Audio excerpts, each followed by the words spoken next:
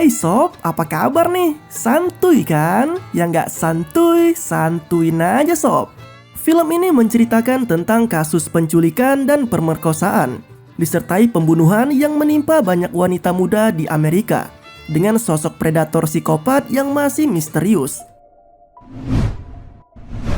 Di awal film, diperlihatkan seorang wanita yang tengah kabur dari sosok misterius, hingga akhirnya memutuskan untuk melompat dari sebuah jembatan dan terjatuh di atas truk muatan kayu yang tengah melintas di bawahnya.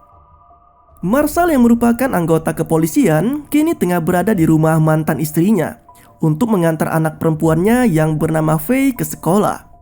Namun Marshall yang mengetahui bahwa anak perempuannya sekarang sudah mulai beranjak remaja dan mulai dekat dengan teman lelakinya, turut memberikan nasihat agar anaknya itu lebih waspada terhadap laki-laki manapun.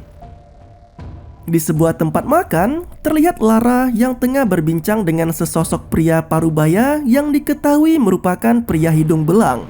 Dan keduanya kini berencana untuk menuju ke hotel. Sesampainya di hotel, pria hidung belang tadi mulai membuka pakaiannya. Namun saat itu juga, tiba-tiba muncul seorang pria yang langsung memukul kepalanya dari belakang, hingga membuat pria hidung belang tadi pingsan seketika. Diketahui bahwa sosok pria tersebut bernama Cooper, dan ia baru saja mengebiri pria hidung belang tadi karena alasan yang belum disebutkan. Di sana Cooper juga memberikan obat untuk penyembuhan pria hidung belang itu, serta mengancamnya agar tidak menghubungi polisi. Marshall kini tengah berada di sebuah lokasi tempat ditemukannya sosok perempuan yang sempat diperlihatkan di awal film tadi. Marshall dan polisi lainnya tengah menyelidiki kasus kematian perempuan tersebut yang diduga merupakan korban pemerkosaan karena ditemukan adanya bekas luka di sekujur tubuhnya, serta fakta baru yang menunjukkan bahwa si korban telah diberi obat perangsang dan pil KB sebelumnya. Anehnya, korban juga mengalami kerusakan pada gendang telinganya, namun tidak ditemukan adanya kerusakan di kepala si korban. Di tempat Cooper, pria tua itu memberikan Lara sepasang anting yang telah diberi transmitter yang bisa memancarkan sinyal untuk memberitahu lokasinya saat beraksi.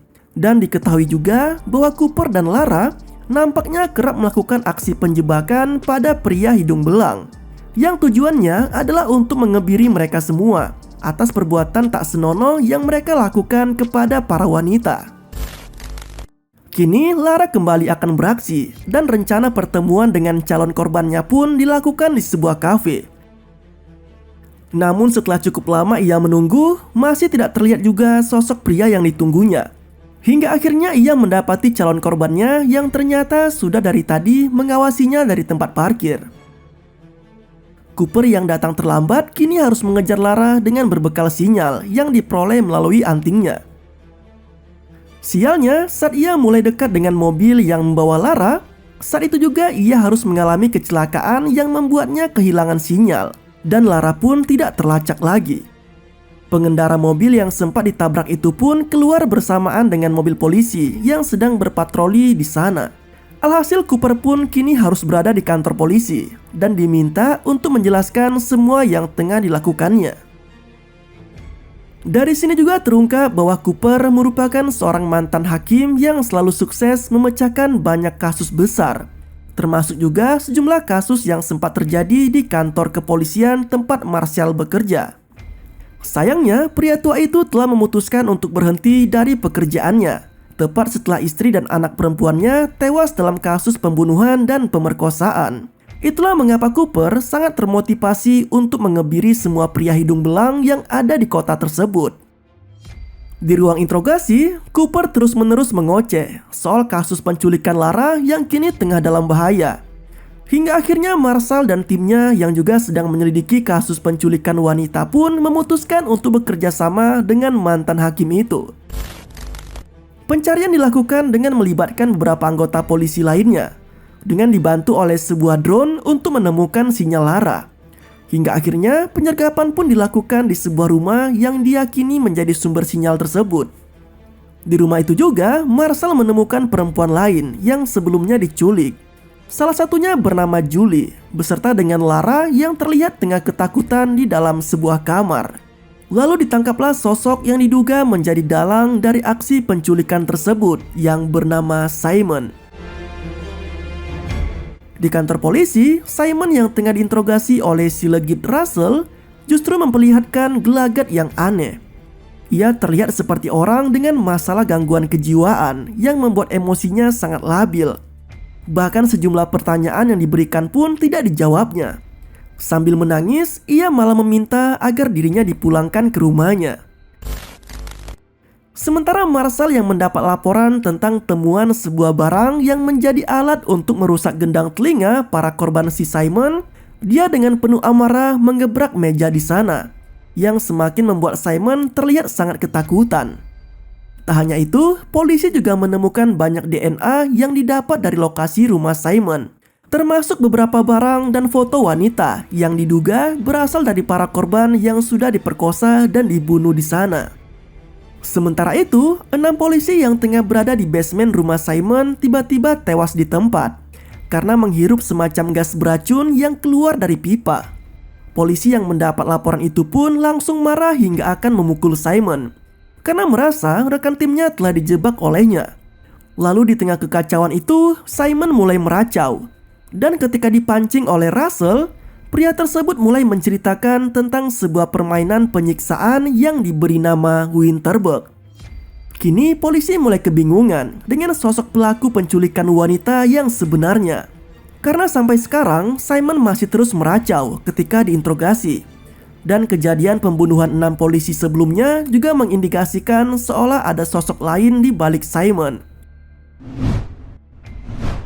Sedangkan pengakuan Julie pada Russell justru mengarah kepada Simon yang menyebut bahwa sosok yang menyekapnya selama ini memiliki emosi labil dan sering berubah-ubah. Kadang Simon berlagak seperti seorang difabel, namun kadang ia juga terlihat layaknya orang normal.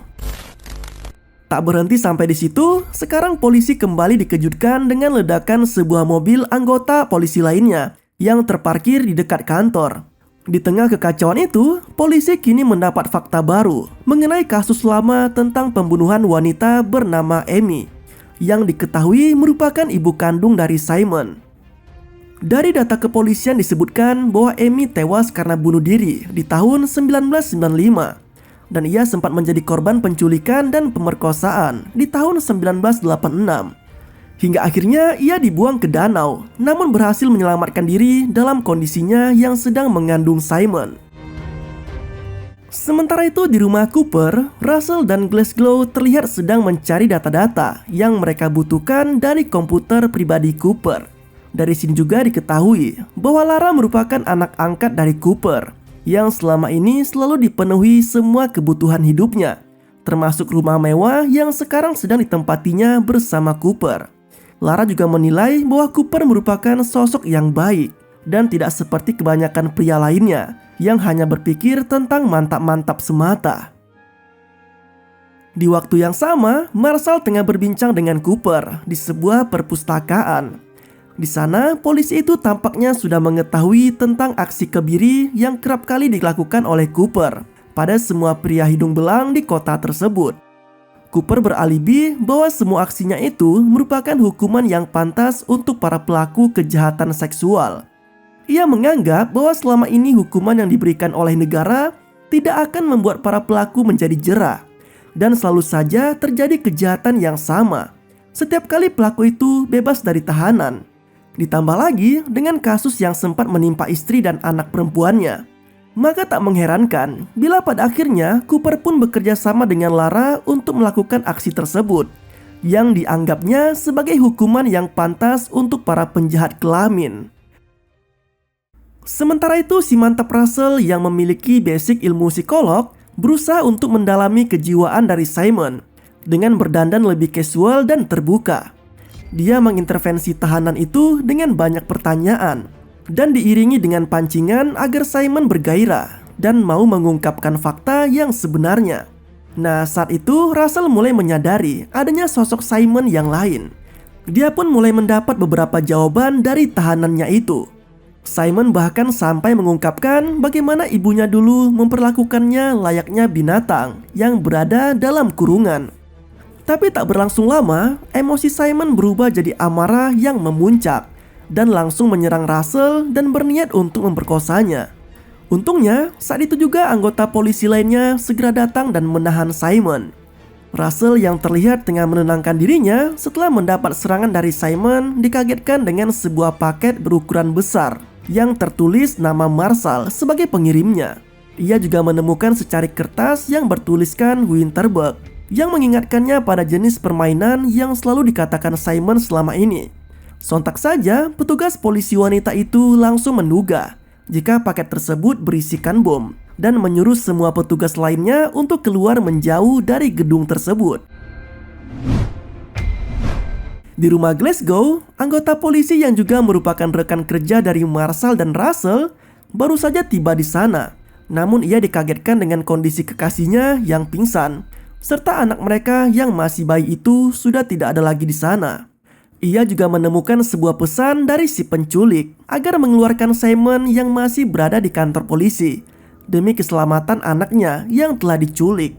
Dengan cepat Glasgow kembali menuju ke kantornya yang saat ini tengah kacau karena isu paket bom yang baru saja diterima oleh Russell. Akhirnya Glasgow pun membebaskan Simon dengan memakaikannya seragam polisi untuk mengelabui petugas lainnya.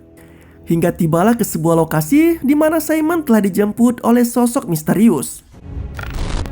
Marshall yang menyadari adanya kejanggalan dari paket itu pun langsung menuju ke ruangan tahanan Simon dan menemukan tahanannya itu sudah tidak ada lagi di sana.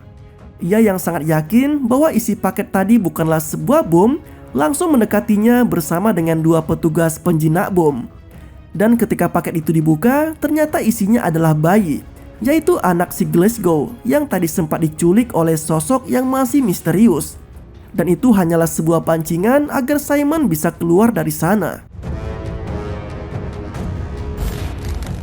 Di kantor polisi, berkas Amy kembali dibuka dan penyelidikan tentang sosok pria yang telah menculik dan menghamilinya pun terarah pada seorang pria bernama David, yang sekaligus juga merupakan sosok pria tua yang sempat mengalami kecelakaan mobil dengan Cooper di awal film. Tanpa menunggu lama, Marshall dan timnya pun bergegas melakukan penangkapan pada sosok yang diduga merupakan ayah kandung dari Simon, yang kini diketahui telah tinggal di sebuah apartemen. Sesampainya di lokasi, Marshall dan yang lainnya dikejutkan dengan keberadaan Simon di sana, yang diketahui baru saja membunuh David. Saat itu juga mereka langsung menangkap Simon. Sementara itu, Cooper yang baru tiba di rumahnya menyadari bahwa Lara sudah tidak ada di sana dan komputernya pun ternyata telah diretas oleh seseorang yang nampaknya telah menyelinap masuk dan menculik anak angkatnya itu. Cooper langsung melaporkan semua kejadian yang dialaminya kepada Marshall dan menuntut agar pihak kepolisian bisa segera menemukan Lara, atau biar dirinya saja yang akan mencarinya dan menghukum si penculik dengan caranya sendiri. Sedangkan Simon kini meminta kepada Russell agar ia diberikan kesempatan untuk bisa meminta maaf di hadapan publik atas semua aksinya selama ini. Namun sialnya, ketika sudah berada di pusat kota dengan banyak pasang mata yang melihatnya, Simon justru kembali meracau dan menjelek-jelekan semua korbannya. Sontak polisi pun langsung menghentikannya dan mengamankan Simon dari amukan keluarga korban yang hadir di lokasi itu. Cooper yang juga berada di sana memutuskan untuk mengikuti mobil yang membawa Simon. Hingga di tengah jalan, ia memutuskan untuk menabrakkan mobilnya ke mobil Simon dengan maksud agar bisa menghabisinya dengan caranya sendiri. Naasnya, ketika mobil itu terguling dan Cooper berhasil meraih Simon, secara mengejutkan muncul sosok misterius dari belakang Cooper, dan sosok itu langsung menembaknya. Ternyata sosok misterius itu adalah Simon yang pernah ditangkap polisi sebelumnya dan merupakan difabel. Sementara sosok Simon yang telah membunuh David adalah saudara kembarnya sendiri yang terlihat normal, namun memiliki jiwa psikopat dalam dirinya. Mereka merupakan kembar identik sehingga sulit untuk dibedakan. Untuk mempermudah memahami alur ceritanya dan tidak bingung, maka kita sebut saja sosok yang ditangkap pertama kali adalah Simon, sedangkan kembarannya yang telah membunuh David adalah Stull. Nah, kembali ke cerita, Marshall yang tengah mengamati rekaman CCTV di ruang tahanan Simon kini menemukan adanya kejanggalan. Dan dia baru menyadari bahwa Simon tidak memiliki kepribadian ganda, melainkan ada dua sosok yang berbeda. Simon difabel yang pertama ditangkapnya terlihat sedang menulis dengan menggunakan tangan kanan. Sedangkan Simon si pembunuh yang ditangkap karena membunuh David terlihat menulis dengan cara kidal. Kini Marshall pun menyadari bahwa Simon merupakan kembar identik. Dan saat itu juga ia memutuskan untuk mengejar rombongan polisi yang membawa Simon. Tapi sayangnya ia hanya menemukan jasad Cooper yang telah tewas ditembak. Sedangkan Russell telah dibawa oleh si kembar Simon. Marshall juga mendapat keterangan dari anggotanya yang juga turut berada di sana bahwa Simon ada dua. Dan salah satunya mengatakan akan mengambil Russell. Sedangkan Simon yang satunya lagi mengatakan akan tetap bersama wanita yang lebih muda, yaitu si Lara. Polisi itu juga mengatakan sempat mendengar soal permainan Winterberg tanpa mengerti maksud dari kata tersebut. Nah, di kantor polisi, Marshall yang sempat penasaran dengan kata Winterberg akhirnya menemukan arti dari kata tersebut yang merupakan ajaran dari kepercayaan tertentu yang menyembah berhala dan melakukan pengorbanan hewan dengan membakar atau menenggelamkannya. Kata itu juga yang selama ini kerap diucapkan oleh Simon serta memiliki korelasi dengan rekaman Amy saat menjalani terapi. Dari sini juga Marshall menemukan alat penghilang sinyal yang selama ini terpasang di boneka beruang milik Stuhl. Dan setelah Marshall mencabutnya, maka sinyal dari Lara pun terdeteksi yang menunjukkan pada sebuah lokasi danau yang jauh dari kota. Di waktu yang sama, si kembar Simon terlihat tengah mempersiapkan permainan Winterberg di sebuah danau beku dengan dua kantong plastik berisi Russell dan Lara yang ada di dalamnya. Kantong plastik itu pun dilumuri dengan minyak dan kedua kembaran itu kini melempari plastik tadi dengan bola-bola api dari tepi danau.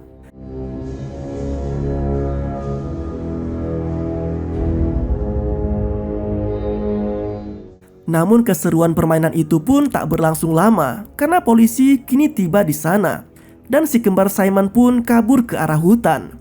Marshall dan timnya kini memburu si kembar Simon dengan masuk ke dalam hutan. Namun sialnya, Russell yang memaksa ikut ke sana malah ditangkap oleh Stuhl.